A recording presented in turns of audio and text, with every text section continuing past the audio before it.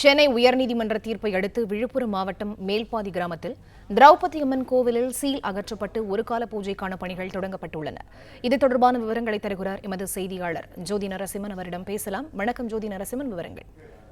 விழுப்புரம் அருகே உள்ள மேல்பாதி கிராமத்தில் கடந்த ஆண்டு ஏப்ரல் மாதம் 7ஆம் தேதி நடைபெற்ற திருவிழாவின் போது பட்டியலின மக்களை அனுமதிக்காததை தொடர்ந்துவாக இருதரப்பிடையே பல்வேறு கட்ட பேச்சுவார்த்தைகள் நடத்தப்பட்டது. இதனால் உடனடியாக 2 மாதங்கள் கழித்து அந்த கோயிலுக்கு மாவட்ட நிர்வாகம் சீல் வைத்து பூட்டியது. இந்த கோயிலுக்குள் யாரும் அனுமதிக்கப்படவில்லை. இந்த நிலையில் 8 கட்டமாக சமாதான கூட்டங்கள் நடத்தப்பட்டு ஒரு தீர்வும் கிடைக்காத நிலையில் தொடர்ந்து இரு தரப்பினரும் நீதிமன்றத்தை அணுகியிருந்தனர்.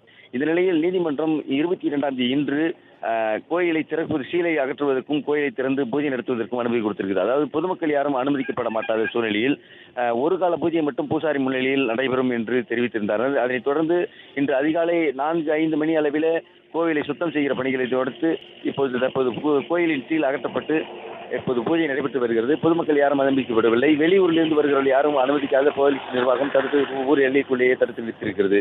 இந்த நிலையில் தொடர்ந்து தினமும் ஒரு கால பூஜை நடைபெறும் என்று நீதிமன்ற உத்தரவின்படி மாவட்ட நிர்வாகம் தெரிவித்திருக்கிறது. விவரங்களுக்கு நன்றி ஜோதி நரசிம்மன்.